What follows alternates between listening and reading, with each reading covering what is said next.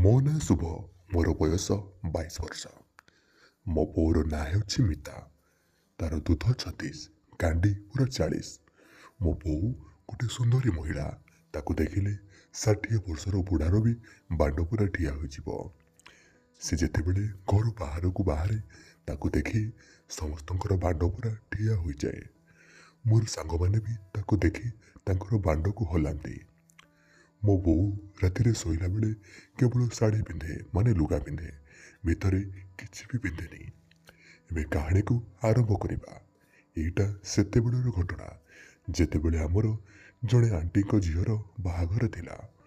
ମୁଁ ଆଉ ମୋର ବୋଉ ବାହାଘରକୁ ଯାଇଥିଲୁ।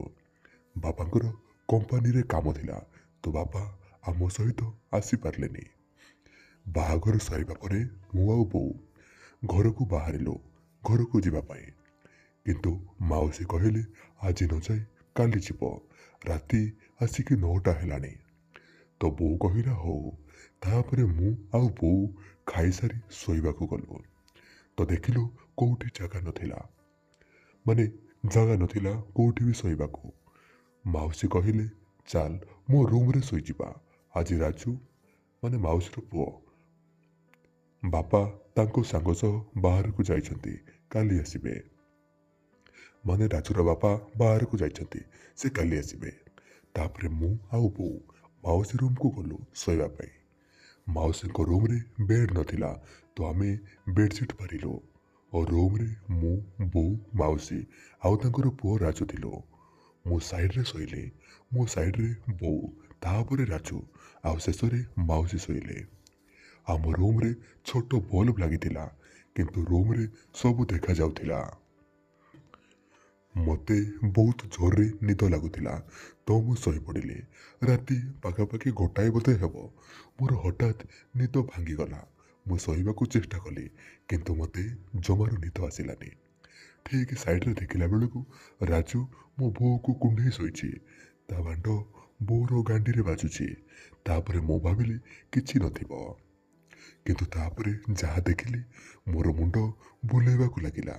ରାଜୁ ବୋଉର ଲୁଗାଟାକୁ ଉପରକୁ ଟେକିବାକୁ ଚେଷ୍ଟା କରୁଛି। ମୁଁ ଚୁପ୍ ରହି ଦେଖିଲି ସେ କ'ଣ କରୁଛି। ରାଜୁ ବୋଉର ଲୁଗାକୁ ଧୀରେ ଧୀରେ ଅଣ୍ଟା ଉପରକୁ କରିଦେଲା। ବୋଉ ଭିତରେ କିଛି ପିନ୍ଧିନଥିଲା। ତାପରେ ନିଜ ହାତକୁ ବୋଉର ଗାଣ୍ଡି ଉପରେ ରଖି ରାଜୁ ମୋ ବୋଉର ଗାଣ୍ଡିକୁ ଦଳିବାକୁ ଲାଗିଲା। ବୋଉର ବିୟାକୁ ଛୁଇଁଲା। ତାପରେ ନିଜର ପ୍ୟାଣ୍ଟକୁ ଖୋଲିଲା, ଆଉ ବୋଉର ବିୟାରେ ବାଣ୍ଡକୁ ପୁରେଇବାକୁ ଚେଷ୍ଟା କଲା।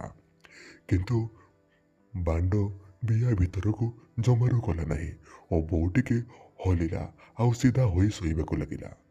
ରାଜୁ ଡରିକି ନିଜର ଜାଗାକୁ ପଳେଇଲା ଆଉ ଶୋଇଲା। ଏମିତି ପାଖାପାଖି 20 ମିନିଟ୍ ହବ ସେ ମୋର ବୋଉ ପାଖକୁ ଗଲା। ତାପରେ ବୋଉକୁ ଚେକ୍ କଲା ସେ ଶୋଇଛି ନା ନାହିଁ। ତାପରେ ସେ ବୋଉର ବ୍ଲାଉଜର ହୁକକୁ ଖୋଲିଲା, ତ ବୋଉର ବଡ଼ ବଡ଼ ଦୁଧ ବାହାରକୁ ଆସିଗଲା। ରାଜୁ ବୋଉର ବଡ଼ ବଡ଼ ଦୁଧକୁ ଧୀରେ ଧୀରେ ଦଳିବାକୁ ଲାଗିଲା। ତାପରେ ବୋଉର ଦୁଧକୁ ତା ପାଟିରେ ପୁରେଇ ଚୋଷିବାକୁ ଲାଗିଲା। ଏହାପରେ ସେ ବୋଉର ଲୁଗାକୁ ପେଟ ଉପରକୁ କରିଲା, ଆଉ ବୋଉର ବାଳୁଆ ବିୟାକୁ ଦେଖିବାକୁ ଲାଗିଲା। ତାପରେ ସେ ତାର ମୋବାଇଲକୁ ଆଣି ମୋବାଇଲର ଫ୍ଲାସ୍ ଲାଇଟ୍ ଅନ୍ କଲା ଓ ବୋଉର ବିୟାକୁ ମେଲେଇକି ଦେଖିଲା ପରେ ତାପରେ ବୋଉର ବିୟାକୁ ସେ ନାକରେ ଶୁଙ୍ଘିଲା। ବୋଉର ବିୟାରେ ବହୁତ ବାଳ ଆଉ ମସ୍ତ ପୁରା ପିଙ୍କ କଲରର ବିୟା। ତାପରେ ସେ ବୋଉର ବାଳୁଆ ବିୟାରେ ଜିଭ ପୁରେଇ ରାଜୁ ସଲସଲ କରି ବୋଉର ବାଳୁଆ ବିୟାକୁ ଜିଭରେ ଚାଟିବାକୁ ଲାଗିଲା। ଏମିତି 5 ମିନିଟ୍ ଚାଟିବା ପରେ ସେ କାହାକୁ କଲ୍ କଲା ଆଉ ବାହାରକୁ ଗଲା। ଆଉ 2 ମିନିଟ୍ ପରେ ପୁଣି ଆସିଲା ମୋର ବୋଉ ପାଖକୁ। ତାପରେ ସେ ଫ୍ଲାସ୍ ଲାଇଟ୍ ଦେଇ କାହାକୁ ଭିଡ଼ିଓ କଲ୍ କଲା। ବୋଧେ ଭିଡ଼ିଓ କଲ୍ରେ ତାର ସାଙ୍ଗ ଥିଲା, ଯାହାକୁ ରାଜୁ ମୋର ବୋଉ, ମାନେ ବୋଉର ବିୟା ଦେଖାଉଥିଲା। ଏବେ ରାଜୁ ବୋଉର ବିୟା ଆଉ ଦୁଧକୁ ଭିଡ଼ିଓ କଲ୍ରେ ତା ସାଙ୍ଗକୁ ଦେଖାଉଥିଲା। ତାପରେ ସେ ବୋଉର ବିୟାରେ ତାର ବାଣ୍ଡକୁ ସେଟ୍ କରି ତାକୁ ଗେହିବାକୁ ଲାଗିଲା। ମୋତେ ଆଶ୍ଚର୍ଯ୍ୟ ଲାଗୁଥିଲା ଯେ ରାଜୁ ବୋଉକୁ ଗେହୁଥିଲା, କିନ୍ତୁ ବୋଉର ନିଦ କେମିତି ଭାଙ୍ଗୁନଥିଲା କି ସେ ଜାଣି ଜାଣି ରାଜୁ ଠାରୁ ଗେହା ଖାଉଥିଲା, ଏକଥା ମୁଁ ଜାଣିପାରୁନଥିଲି।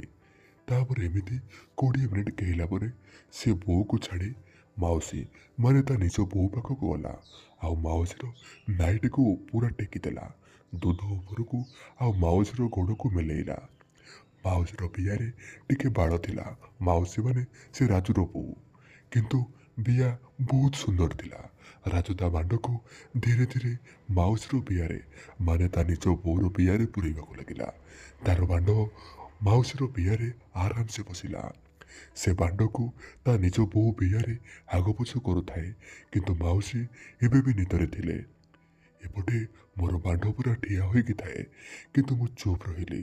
ରାଜୁର ବାଣ୍ଡ 7 ଇଞ୍ଚ ହବ ଆଉ ମୋର ବାଣ୍ଡ ପାଖାପାଖି 6.5 ଇଞ୍ଚ ହବ, କିନ୍ତୁ ମୋର ବାଣ୍ଡ ରାଜୁର ବାଣ୍ଡଠାରୁ ବହୁତ ମୋଟା। 10 ମିନିଟ୍ ପରେ ସେ ଉଠି ପଡ଼ିଲା ଆଉ ମାଉସୀର ନାଇଟିକୁ ଠିକ୍ କଲା। ସେତେବେଳେ ରାତି ପାଖାପାଖି 3ଟା ହବ। ସେ ପୁଣି ମୋର ବୋଉ ପାଖକୁ ଆସିଲା ଆଉ ବୋଉର ବିୟାରେ ବାଣ୍ଡ ପୂରେଇକି କେହିଲା। ନନ୍ଷ୍ଟପ୍ 15 ମିନିଟ୍ କେହିଲା ପରେ ସେ ବୋଉ ବିୟାରୁ ବାଣ୍ଡ କାଢ଼ିଲା। ବୋଧହୁଏ ସେ ତା ପାଣିକୁ ବୋଉ ବିୟାରେ ଛାଡ଼ି ସାରିଛି ଆଉ ବୋଉର ମୁହଁ ପାଖକୁ ଆସି ବୋଉର ମୁହଁରେ ରାଜୁ ତାର ବାଣ୍ଡକୁ ପଶେଇବାକୁ ଚେଷ୍ଟା କଲା। ବୋଉ ମୁହଁ ସାଇଡ଼କୁ କରିଦେଲା। ଏହା ଦେଖି ରାଜୁ ପୁଣି ଡରିଗଲା ଆଉ ତାପରେ ସେ ବୋଉର ବ୍ଲାଉଜକୁ ଆଉ ଲୁଗାକୁ ଠିକ୍ କରିକି ଶୋଇପଡ଼ିଲା। ଆଉ ପୁଣି କିଛି ସମୟ ପରେ ସେ ତାର ନିଜ ବୋଉ ମାନେ ମାଉସୀର ଗାଣ୍ଡିକୁ ହାତ ମାରିବାକୁ ଲାଗିଲା। ମୁଁ ଏପର୍ଯ୍ୟନ୍ତ ମଧ୍ୟ ବୁଝିପାରିନଥିଲି ଯେ ମୋ ବୋଉ ଆଉ ରାଜୁର ବୋଉ ସେମାନେ କ'ଣ ରାଜୁ କେହିବା କଥା ଜାଣିପାରୁନଥିଲେ କି ଜାଣି ଜାଣି ତାଙ୍କଠାରୁ ବିହା ଖାଉଥିଲେ। ତାପରେ ରାଜୁ ତା ବୋଉର ଗାଣ୍ଡିରେ ବାଣ୍ଡ ସେଟ୍ କରି ତା ବୋଉ ଗାଣ୍ଡିରେ ବାଣ୍ଡ ପୁରେଇବାକୁ ଲାଗିଲା, କିନ୍ତୁ ବାଣ୍ଡ ନ ପଶିବାରୁ ରାଜୁ ନଈ ପଡ଼ି ତା ବୋଉର ଗାଣ୍ଡିକୁ ଚାଟିବାକୁ ଲାଗିଲା ଆଉ ଗାଣ୍ଡିକୁ ଚାଟି ପୁରା ଲାଳୁଆ କରିଲା। ଆଉ ତାପରେ ତାର ନେଇ ବାଣ୍ଡକୁ ତା ବୋଉର ପାଟିରେ ପୁରେଇବାକୁ ଲାଗିଲା। ତା ବୋଉ ମଧ୍ୟ ନିଦ ବାଉଳାରେ କିମ୍ବା ସତରେ ତା ବୋଉର ବାଣ୍ଡକୁ ଚଷିବାକୁ ଲାଗିଲା ଆଉ ଚଷି ଚଷି ଲାଳୁଆ ହେଲା ପରେ ରାଜୁ ତା ବାଣ୍ଡକୁ ନେଇ ତା ବୋଉର ଗାଣ୍ଡିରେ ଗଳେଇଲା ଆଉ ତା ନିଜ ବୋଉର ଗାଣ୍ଡିକୁ ଧରି ସେ ଗେହିବାକୁ ଲାଗିଲା।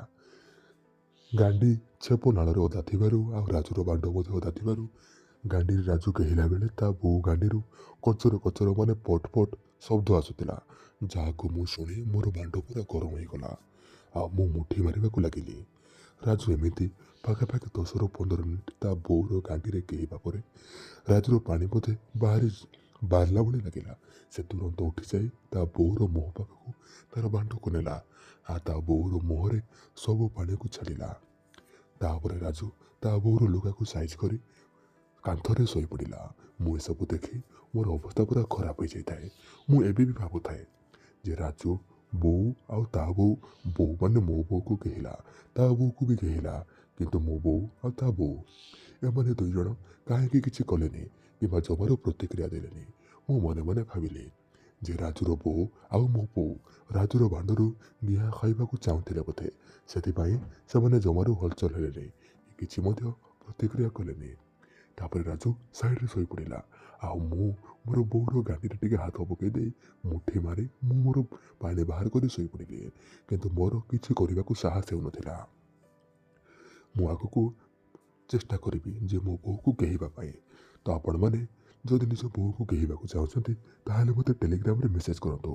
ଟେଲିଗ୍ରାମକୁ ଯାଇ ସର୍ଚ୍ଚ କରନ୍ତୁ ଓଡ଼ିଆ ଷ୍ଟୋରି ଅଙ୍କିତ ଆଉ ଜଲ୍ଦି ଆମ ଟେଲିଗ୍ରାମରେ ଜଏନ୍ ହୁଅନ୍ତୁ। ଏ କାହାଣୀର ନେକ୍ସଟ ପାର୍ଟ ମୁଁ ବହୁତ ଜଲ୍ଦି ନେଇ ଆସିବି। ନେକ୍ସଟ ପାର୍ଟରେ ମୁଁ କହିବି ରାଜୁ ମୋ ବୋଉକୁ କେହିଲା ଆଉ ମୁଁ ରାଜୁର ବୋଉକୁ କେହିଲି ଆଉ ଆମେ 2 ଜଣ ନିଜ ନିଜ ବୋଉକୁ ମଧ୍ୟ କେହିଲୁ। କେହି ଆମେ ରାଜୁ ଆଉ ମୁଁ ନିଜ ନିଜ ବୋଉର ବିୟାକୁ ପୁରା ଫଟେଇଲୁ। ଆଜି ପାଇଁ ଏତିକି, ରହୁଛି। ଦେଖା ହେବା ନେକ୍ସଟ କାହାଣୀରେ। ରହୁଛି, ଧନ୍ୟବାଦ।